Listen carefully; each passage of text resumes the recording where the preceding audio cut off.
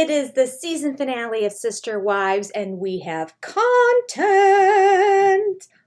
Oh, let's talk about it.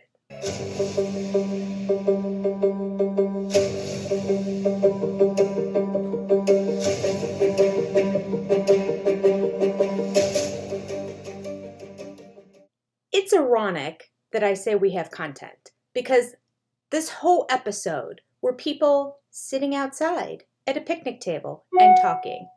Something that has happened for the past 2 years on Sister Wives. 2 seasons of watching them sit outside and talk. And yet, it finally got a little juicy today. It was a little juicy in Mary's kitchen with Cody and Robin that one time, and that was indoors. But let's talk about it. Okay. For the first time, and I don't know how long, TLC has permitted us to have somewhat of a timeline of what's going on. And we start off at the very beginning with Mary saying, it's October. Okay, and there's skeletons outside and Halloween stuff, so I guess we could have derived that on our own. But you never know, they could have the before shots being in 1 month and then 6 months later being the talking head. So Mary specifically saying, it's October, as she's doing her own personal phone interview because TLC's budget is, I don't know, $13 an episode maybe? But that's okay because we know that's October, and Mary's talking about the fact that her birthday was back in April. So that was 6 months prior. And at her birthday, Cody told her, I don't see it happening anymore. I'm not in love with you. Let's just be friends. But let's not put it out there to the public because I'm getting a lot of scrutiny anyway. So let's just keep it between you and me. You see, Cody, it's not working anymore. All your little inside secrets that you had, it's over. You can't do it anymore. Your little secret about meeting Robin and not telling the other sister wives at the beginning, it was yours and Mary's little secret. No more. The little secret about you doing the divorce so that Robin could marry Cody so that he could adopt the kids. Didn't tell any of the other sister wives. No more. You have had Mary wrapped around your little finger, Mr. Cody, for so long, and you just assumed that you could treat her like shit for 7 years. So they both admit 7 years. But 7 years takes us back to the catfishing thing, because the catfishing thing was in 2015, which is really 8 years ago, but give it a year from when this is still being interviewed from when it's getting aired. So we're always referring to the catfishing thing. So it's clear to us now, 100%, although we've always assumed, and there's been implications and suggestions and hints dropped by everybody, but they pretty much have made it clear there have been no intimate relations, there's been no marital relations, there's been no sleeping at Mary's house for 7 years. I've had to really take a lot of time to figure out what I need, and the fact that there really is no commitment or covenant. He's already broken it. I really feel like I was emotionally abandoned by him many, many years ago, well before the catfishing. But here's the kicker. Mary says that when they first moved to Flagstaff, now this is going to be 4 years ago, within that 7 years of him not being around, not being a husband, 4 years ago, in the middle of that time period, they moved to Flagstaff, and Cody has an anniversary dinner with Mary. He does a road trip. Surprise! Not again.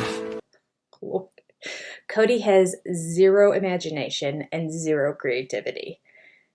Cody does what Cody wants to do. Cody likes to do road trips and wear gloves and chop wood. So Cody, for their anniversary, takes Mary on a road trip. They go to the Grand Canyon and they go out to dinner that evening. And Mary says during that dinner, off camera, Cody was very clear that he wanted to start new and start rebuilding and work towards their relationship again. Okay? So now we know. We never knew how much Mary knew. We never knew why Mary's hanging on so long. We always thought it was only Robin that was holding on to her because, I mean, Robin was really putting her claws in. There's no denying that. I mean, we saw that. But Cody's been stringing her along for 4 years. Can I just throw out there that oftentimes we see Mary wearing her LuLaRoe shirts and that on the Talking Head interviews. And I don't have a whole lot of criticism for Mary's clothes. I think even when she wears a LuLaRoe stuff, that it looks good on her and it looks fine. I mean, not like Robin. Robin's choices in clothing are so old lady. I don't understand them at all. The type of floral prints, not that I'm against a floral print, but the type of floral prints she chooses are always ones that I would see my grandmother wearing. And I'm old enough to be a grandmother. So, and Robin has a kicker. If I remember to point it out when it gets to that talking head, Robin has an outfit that tops them all this time. And she has a redeeming one too. So I'm not just going to point out the bad ones. But Mary, I just don't know why Mary chose to wear a choir robe for this talking head interview. To each their own. So Mary has finally come to the realization that Cody has broken the covenant between the two of them. Now, this has been a sticking point for Mary for a long time because she didn't want to be the one to break the covenant. And you can tell that Cody technically didn't want to say, I'm breaking up with you either. I thought it may have been also so that he wasn't breaking the covenant, but his wives were breaking the covenant, so he was clean in the eyes of the church or spiritual leaders or whomever. But now we know that's not true because that comes up later on in this episode. Robin was always, you have no business, you have no right to leave her. She's always advised me that I seek healing in this relationship. And she's still doing it in a way against my wishes. It's like, stop. So we're at the end of filming for the season that we're watching, season 18. And it's October. Mary has her cell phone. She's talking. And she says 1 month ago, she saw what Cody said about her. So it was just aired. All the nasty things he said last season, she didn't see them until October at the very end of filming the following season. So he says all these nasty things. I was convinced there was at least some overlap where she saw what they said. Plus, they do get to see part of the episodes. The producers let them see part of the episodes and what the other people say so they can respond to them. But I guess because it was a tell-all and it was at the very end, what was said at that tell-all, since they were one-on-one in there, was kept in a vault. So they didn't see it until it was aired.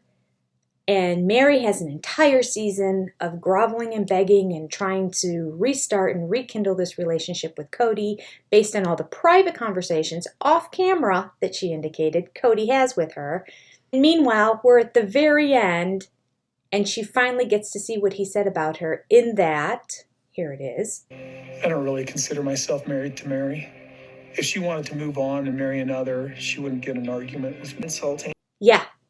So I flip back and forth in this episode about like feeling really sorry for Mary again and then also feeling frustrated. This would be a frustrated moment. And that's when she's talking and saying, well, I don't know the purpose of this, blah, blah, blah. I don't remember the exact words, but basically, what's the point of me even being here in Flagstaff? Do I even say goodbye to anybody? The only one who's going to care is Robin. I mean, I hope so. That's all I can say, Mary. I mean, I hope for your sake that there's a little part of Robin that truly cares about you and what's best for you and you as a sister wife and you as a friend. It doesn't play that way on television. And it doesn't play that way in her interviews at all. It comes across that she wants to be friends with you and she wants you to stay in the family for her benefit. But time will tell, right? We'll see. Next season. During this episode, to have some levity, to break up this one conversation in Coyote Pass, which is the final scene of the series, which many people predicted it might be because it did look juicy. We go to Idaho, where Christine and Janelle are still visiting Christine's brothers. And I have to say, I like these guys. I like them. They seem like good brothers. And it's interesting that Janelle has never really gotten to know them. This is really the first time. So these women all had their own families, but they've never let their families get together or gone to see each other's families. They don't have like one big family get together where everyone comes. I have lots of questions about that, but there's no answers in the episode. So hopefully in the future we'll get some. But like, how is that possible? Cody indicated that he knows who they are and that he really liked those guys. And then we have another wonderfully arrogant moment on the part of Cody, where he explains why Christine and Janelle are friends. They are united in a common enemy against me and Robin because they've got nothing good to say about us. Yes, Cody. It's all about you. Those women would not be friends at all if it weren't for the fact that you're their common enemy, therefore they're bonding together. It's all an evil plan, and they're bringing in all the kids to their evil plan. Honestly, sometimes I think he's drunk when he does these talking heads. I can't believe he says some of the things he says and knows it's going out to the public. Especially with being aware, according to Mary, during their dinner, that nobody really likes him, and he's trying to give himself a positive persona online. While they're up in Idaho, they go for a hike. Janelle loves hikes. She loves the outdoors, so that's fun. It looks absolutely gorgeous wherever they are in Idaho. And it's mentioned during this time, Janelle went and got her degree after her kids were all born, and she completed it online, right when online schooling was starting to become a thing. And she was 33 years old when she finished it. Way to go, Janelle. She had 6 kids and worked full-time, and had a husband that showed up once every 3 to 4 days. She brings home the bacon too. In the talking heads, it was clear that Christine was a big part of helping watch the kids while she was doing this online work when she could. But then also a lot of the online work she did is after the kids went to bed at night. So this woman had 6 kids. She was gone to work. She had long days. She left the house in the morning at 6 in the morning. She said she usually got home about 7 at night. She had like 12-hour days. I don't know if the place was far away or if she's just working a ton of hours, but she was doing this long job and then coming home and then seeing 6 kids for dinner and getting them to bed at night. And then she was doing online schooling and then turning around and waking up the next day and doing it again. Which makes it even more amazing when we cut back to the previous episode when Janelle was complaining about Cody helping out Robin with a bunch of stuff and helping Saul and Ari get dressed in the morning, driving them to school, getting them breakfast. And she said that he was never around. She said, I don't know where Cody was. You know where I think Cody was? He was either at another wife's house sleeping or he was in your bed still sleeping. Because there was no talk in those early episodes about, well, Cody gets up early and helps out on the days that he's here. Logan is the one that got breakfast for Janelle's kids in the morning. Where's Cody? There's a little bit of talk about LDS and fundamentalist Mormons all being preppers and, like people who prepare for the end times. And as part of that, there's a large food storage that's involved with it. And apparently, Christine kept the entire family's food storage in her garage in Flagstaff. She kept it in her garage. Of course she did. She also had to have the wrestling mats in her garage as well, even though Janelle's boys were the ones that were wrestlers. But that's okay. Whatever. So when Christine sold the house, she didn't want a quarter of all this food that they had stored. She's like, take it. I don't want any of it. Just go. I mean, she wanted such a clean break. She was done. She was out of there. Goodbye. She's not like, I'm going to take my quarter of food. The kind of food that they store is stuff that generally doesn't go bad. Big cans of things and all that too. I would take it. But like food's expensive these days. Have you seen the price of bread, milk, eggs, even canned goods? That comment to me said Christine was so done, she just couldn't wait to get out of there. And in fact, if we flash back, we do remember that she moved out of Flagstaff earlier than she originally anticipated to move out of Flagstaff because her daughter, I believe it was Aspen, found the house for her in Idaho and it was ready, and so she just left. The kicker is what Cody says about food storage, and that is that they took all the food but had no place to store it, so they're paying for a storage unit to store the food. I'm not sure if that's worthwhile. Not exactly sure how much storage units are. Never rented one myself in the past, but I find it so difficult to believe that between Mary and Robin's home, there wasn't place to put that food. I have so many questions about this. I mean, we know that Robin's a pack rat. We know that there's crap everywhere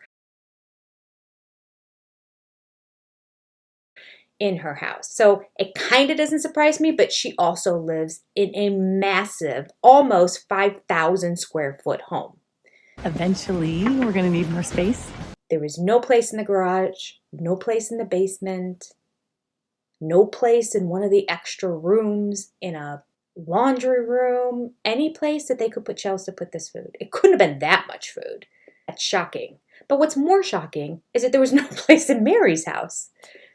She had all those extra bedrooms and nobody that stays in them.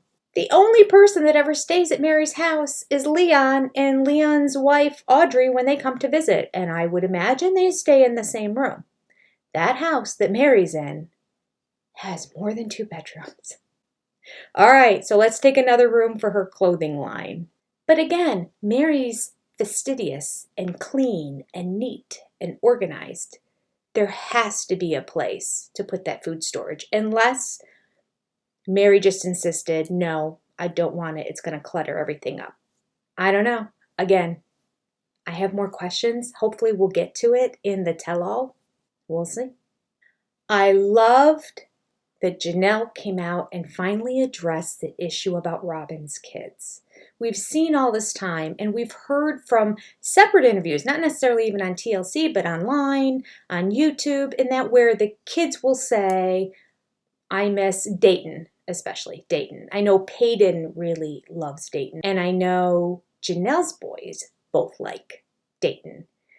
I don't understand why there's no connection with Dayton anymore. He's in his 20s now, and he certainly owns a cell phone. So why is there no communication? I know he's on the autistic spectrum, but he also graduated from college with like a double major in honors. So he's a smart kid. He just has some autistic tendencies, as many people out there in our society do now. This is a diagnosis where the understanding of the spectrum is larger, and a lot of adults now, back when they were kids, didn't have this diagnosis because autism was just the spinning tops and flailing fingers kids.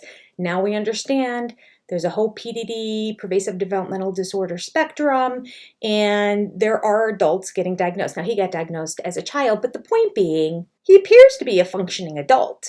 Why are the boys not communicating with each other? I don't know. Maybe we have to put it on Peyton and Janelle's boys too. Or maybe they're blocked. I don't know. Again, hopefully in the tell-all, they will address this. I want answers! But I have to say, thank you, dear Janelle, for coming out and saying the kids all miss Robin's kids and wish they could see them. So going to Coyote Pass, we have Cody on a 4-wheeler.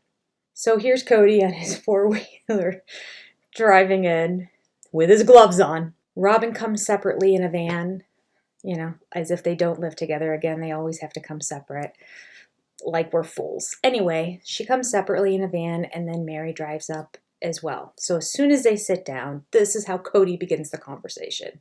Well, Mary, Since you want to build on the property, we should go walk it. We're skipping a conversation. Man is so awkward. That's not how you start a conversation. I sometimes he's so ridiculous that you feel like that the producers are like, here's the line to start the conversation. Maybe they did, and he's just dumb enough to agree to it and go, yeah, that's a good idea. I'll start with that. I don't know. Not to mention, they've owned this property for 4 years. And we've had so many episodes where we show them all going to the property and just standing there or sitting on the ground and having a picnic or walking around or complaining about the trees. Who gets to have a house by the trees? How's the land going to be divided up? Cody just there chopping wood, randomly chopping wood. Never saw a fireplace ever have wood in it, but there's a lot of wood chopping happening. So over the course of 4 years, they've been there a lot. And Cody's suggestion is, do you want to walk around the property and take a look at it? Yeah, this place is so cool. Show me Coyote Pass, Cody. Ugh. But now we get to the best part. And I've always said, when we get down to the finances, it's going to be interesting because there have been so many questions. Here's a picture of Coyote Pass. Look at the vertical rectangles. We have 4 lots, which they kept saying we're going to divide into 5. That hasn't happened. But what's interesting is lot number 1 is the biggest one, and it has 5.16 acres. Lot number 2 is the second biggest one for 4.48, so basically 4.5. So the first one's a little over 5 acres, and the other one is 4.5 acres. Then we have 2 other skinny, smaller lots. So the other 2 skinny ones are both 2.4 acres. Okay, so literally they are half of what the other 2 are. So this puts into perspective what they talk about when they say percentage of it. I found a great picture online. I think it was from Starcaster, and I think they have a YouTube channel, but I found this is just like a blog online. So I'm going to have it typed in here somewhere or definitely down in the notes because I want to give credit where credit's due. I didn't create this on my own. But the beauty of this diagram is we explain first, before we get into the conversation at Coyote Pass, how the names were put on the properties. Here we go.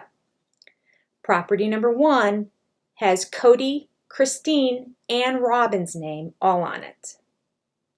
It's worth $300,000. Property number 2 has Cody, Janelle, and Mary's name on it.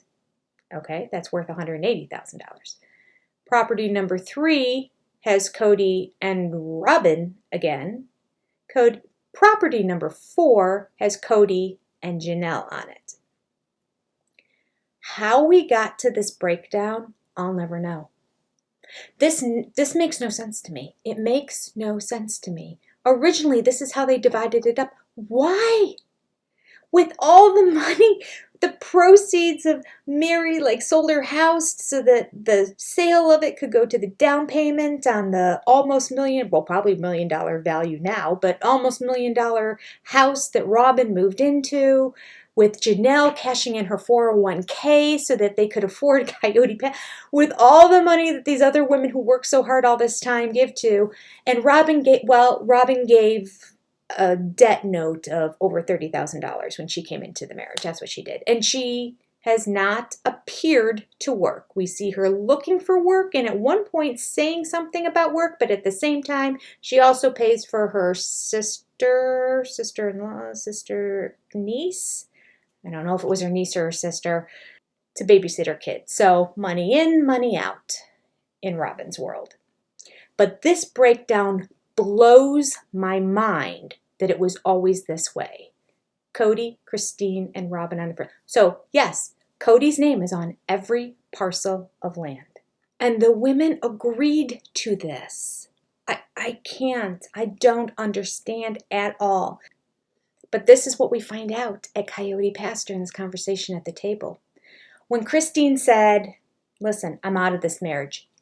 I'm taking my name off of Coyote Pass. And the sale of this house, that's going to be mine. You can do whatever you want with my property at Coyote Pass. We're even. I'm out of here. So as opposed to Christine's portion getting divided out, her name was just removed. So now it's Cody and Robin on the $300,000 5.16 acre property. And remember, Cody and Robin are also on the 2.42 acre property. My whole goal was to always have the wives each have their own assets. Janelle and Mary and Robin and I each own 25% of Coyote Pass. Liar. Liar. Cody's name is on every piece of property. His name is on the entirety of Coyote Pass. And his wives are on certain portions. He owns half of everything. So now the larger properties, we're just going to, for argument's sake and to make this simple, we're going to call them worth 2 because they're almost double the other properties. So that means there's 1, 2, 3, 4, 5, 6 total lots about the same size and worth about the same amount of money. We're removing Cody from the equation altogether because his name is just on everything. So what do the wives have in their names? Well, where it started off, Janelle had 2, Mary had 1, Christine had 1, and Robin had 2. But now that Christine's gone and it goes to Robin, now Robin has 3, Janelle has 2, and Mary has 1. 1, the property has to be paid off. 2, the property has to be divided because of it.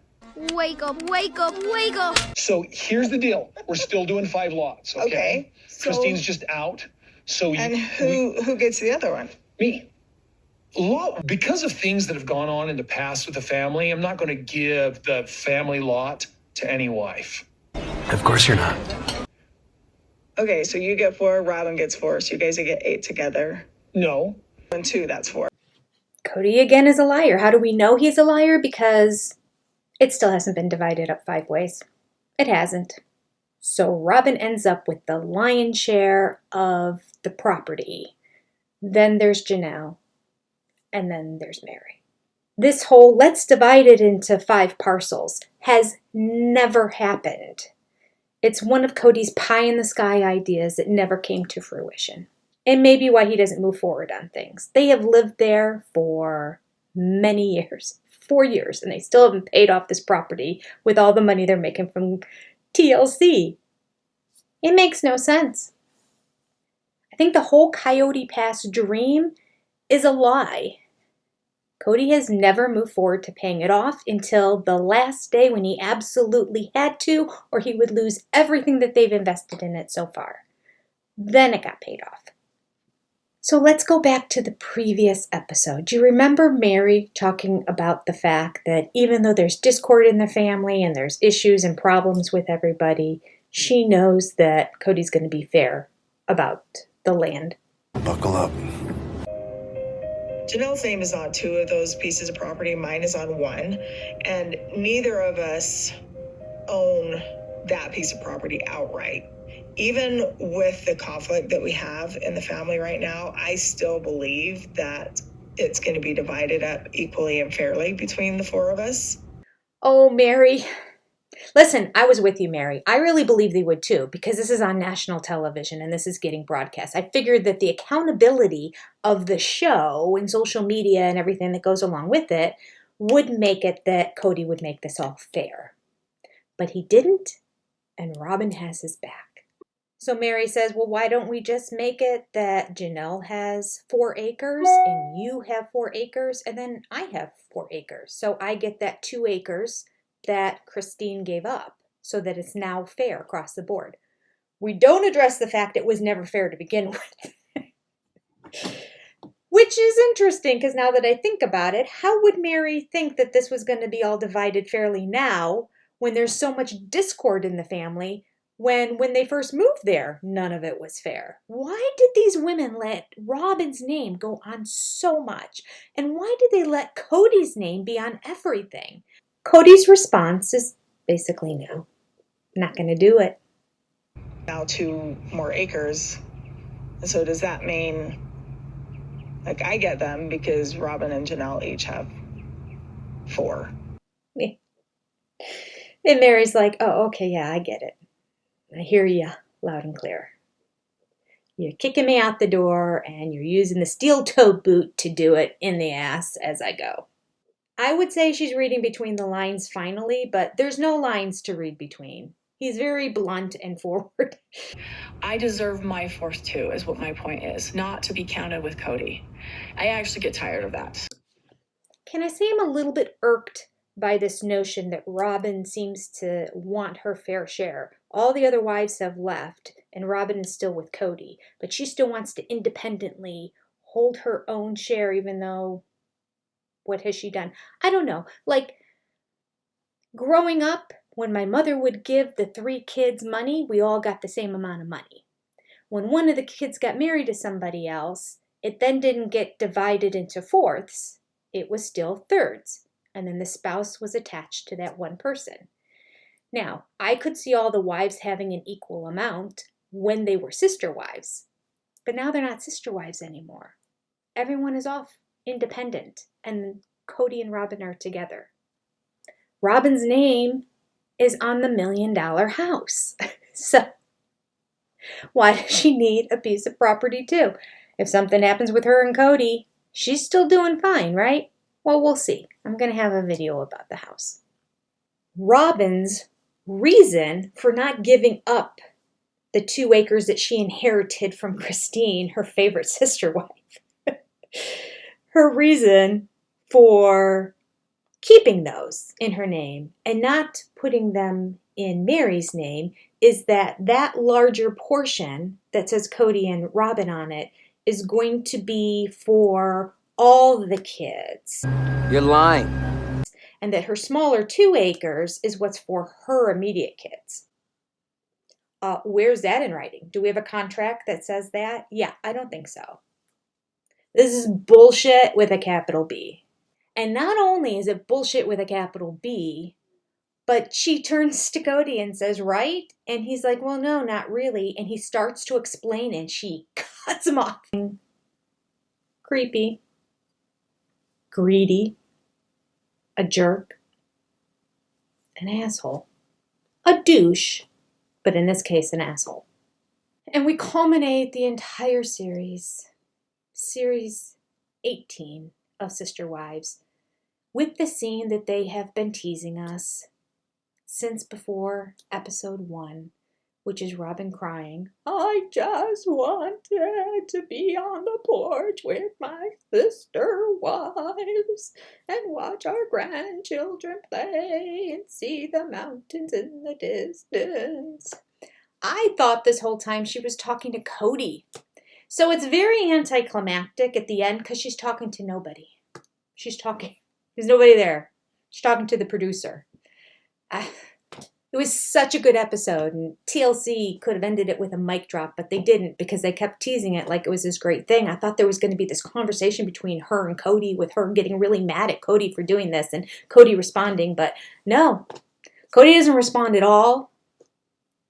He's like a beaten down dog with the tail between the legs and his head hanging low when he's around Robin. But he gets all puffed up and his feathers are out when he's in those talking heads and he's blasting Mary. And that's the end of season 18 and scene. But we got a teaser of the tell-all that's coming next week. It doesn't look great, but there are just 2 things that I noticed that are going to make me want to watch. One, we get to meet Christine's husband, so he's coming in. So I'm very curious because I haven't really seen any interviews with him, just him talking a little bit in some videos with her. So that'll be good. And 2, an interview with Cody where he lets down his little Goldilocks and is vulnerable and is a dick. So they dangled a few carrots for us. We'll see how it goes. I'm sure I've missed something in this episode. It's probably, by the time I do the editing, going to be longer than I wanted it to, but I felt like I wanted to videotape and share absolutely everything. I really did. I'm like, oh, that's new. Oh, that's new. I wanted to share so much, so I hope I did it justice, and I hope I didn't forget anything really major. If I did, I might just do a separate video of here are the things in the final episode that I forgot to mention. Please like, subscribe, comment, and share it with a friend. Hey, if you didn't notice, I did last episode of Welcome to Plathville, so if any of you are Plathville fans, go check it out. Have a great day, everyone. Bye.